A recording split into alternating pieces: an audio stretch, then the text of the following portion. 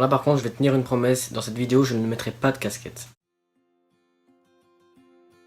Salut tout le monde, j'espère que vous allez bien, je suis extrêmement content de vous retrouver pour cette nouvelle vidéo. Alors j'avoue que cette semaine j'en aurais sorti vraiment beaucoup, j'ai sorti en vidéo qui ne devait normalement pas sortir samedi le nouveau calendrier Marvel, donc après le Covid-19, et j'ai sorti mon top 10 des actrices, mon top 10 des acteurs. Et voilà, comme on est en plein confinement, voilà, pourquoi ne pas faire un petit peu plus de vidéos, surtout que j'ai vraiment le temps de les tourner, de les monter. Cette vidéo, je l'espère, ne devrait pas être trop longue. Il faut savoir qu'il y a quelques jours, j'ai acheté le service de streaming de Amazon Prime Video. Alors en ce moment c'est clairement la guerre entre les services de SVOD, donc évidemment il y a Netflix, il y a aussi Disney+ qui vient d'arriver en France.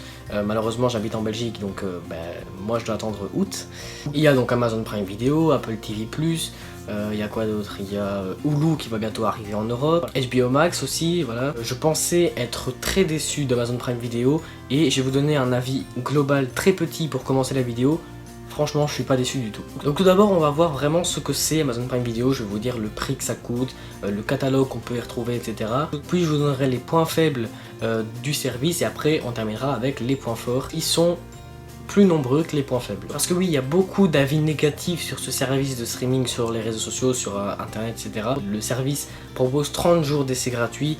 Donc au lieu de vous fier à ce genre d'avis qu'on voit sur internet, essayez vous-même, prenez les 30 jours gratuits. Personnellement j'ai pas fait ça, moi je l'ai directement pris en payant. Pour le prix du service, il y a deux tarifs possibles. Soit vous prenez un abonnement par mois, dans ce cas là ça vous reviendra à 6 € par mois, soit 72 € par an. Ou alors vous prenez directement un abonnement annuel, donc un abonnement que vous renouvelez tous les ans.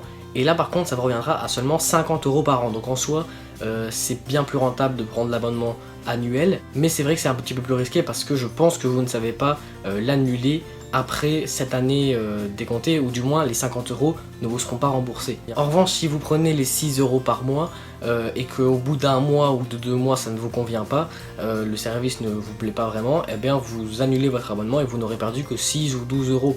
Alors que si vous prenez à l'année et que vous n'aimez pas, là vous perdrez 50 €, ce qui est quand même beaucoup plus. Voilà, c'est vraiment pour ça que je conseille de prendre les 30 jours d'essai gratuit pour vraiment voir si vous aimez ou si vous aimez pas gratuitement. Il faut savoir qu'en France c'est la deuxième plateforme de streaming la moins chère.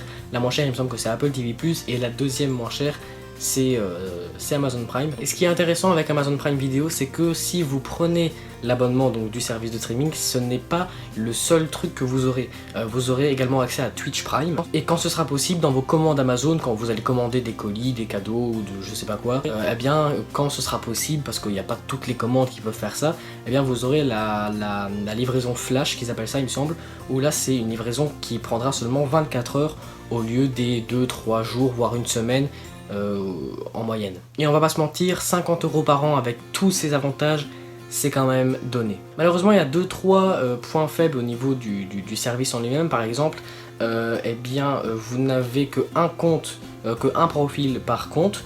Donc voilà, sur Netflix vous pouvez choisir selon, forcément le prix change, mais sur Netflix vous pouvez prendre un compte par exemple avec 2 profils, ou avec un profil, ou avec 3 ou 4 profils, et forcément plus il y a de profils, plus c'est rentable. Par contre vous pouvez avoir 3 posts maximum sur le même compte il me semble, donc en soi vous pouvez le regarder à plusieurs, mais l'historique sera le même pour chacun, et les recommandations seront les mêmes pour chacun, ce qui n'est pas le cas forcément de Netflix, où il y a plusieurs profils. Au niveau des points faibles, je n'en ai trouvé qu'un, mais il est énorme malheureusement. C'est le fait que beaucoup de programmes, que ce soit des séries ou des films, sont uniquement disponibles en anglais.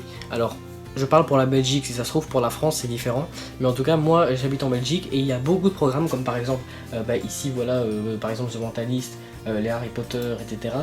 Sont uniquement disponibles en langue anglaise et en sous-titres anglais ou néerlandais. Alors je pense qu'en France il n'y a pas néerlandais, ça me paraît logique. Je pense qu'en France c'est aussi le cas, il y a aussi beaucoup de programmes qui ne sont malheureusement disponibles uniquement en anglais et même pas sous-titrés en français, ce qui est assez bizarre. Je tiens à le dire direct, les films et les séries originales Amazon Prime sont disponibles en toutes les langues, hein. Ça il n'y a pas de souci là-dessus. Moi ça m'est arrivé de voir des films comme par exemple King Kong, j'avais vraiment envie de me le refaire, malheureusement il n'est disponible qu'en anglais. Mais attention, hein, c'est pas du tout le cas de tous les films, c'est même je pense le cas d'une minorité. Et malheureusement pour Shazam par exemple, qui est un film de super-héros que j'aime bien, qui fait partie de l'univers d'ici, il est disponible qu'en anglais malheureusement, c'est dommage parce que j'aurais bien aimé me le refaire aussi.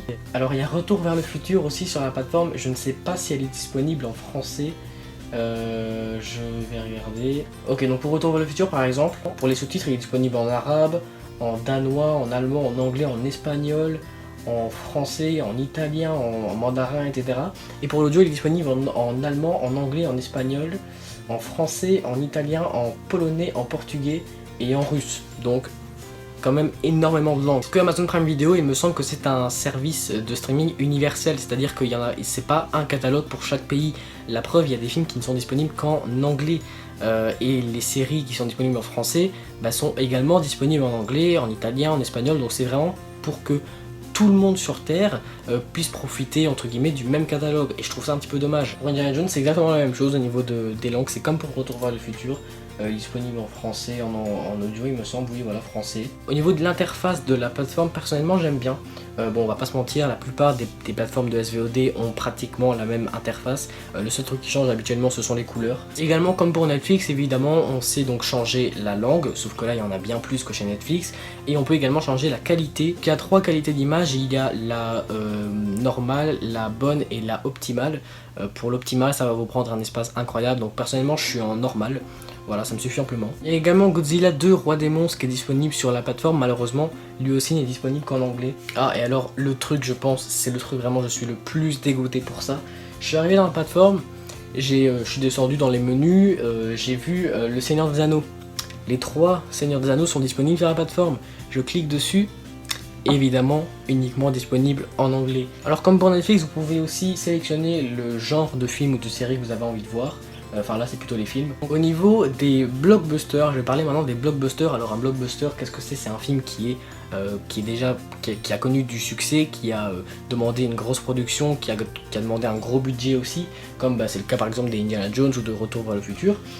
Et bien ces films là sont bien plus présents sur Amazon Prime que sur Netflix. Netflix a tendance à privilégier les séries et les films original Netflix, et pour Amazon Prime Video j'ai l'impression qu'ils privilégient plutôt les blockbusters, qui va forcément peut-être attirer plus de gens. Niveau blockbuster il y a quoi? Évidemment on a vu les Harry Potter, les Seigneurs des Anneaux, Retour vers le futur, là il y a Gladiator, le Choc des Titans, Sherlock Holmes aussi, oui il y a aussi les Jurassic Park, les Matrix également. Enfin voilà, il y a quand même beaucoup de blockbusters, mais malheureusement la plupart ne sont disponibles qu'en anglais. Et il y a aussi comme pour Netflix des stand-up. Par exemple ici il y a Artus, il y a le Montreux Comedy Club, Gad Elmaleh, Jean-Marie Bigard, Franck Dubosc, Caroline Vigneault, Muriel Robin, enfin bref il y en a vraiment pas mal, sauf que là forcément on est sûr que c'est en français. Tout à l'heure je vous parlais des séries originales Amazon Prime que j'ai eu l'occasion de voir. Pour l'instant j'en ai vu que 2, donc c'est pas beaucoup, c'est vrai, mais dans les 2 que j'ai vus, franchement ce sont 2 séries incroyables et ça promet vraiment pour la suite.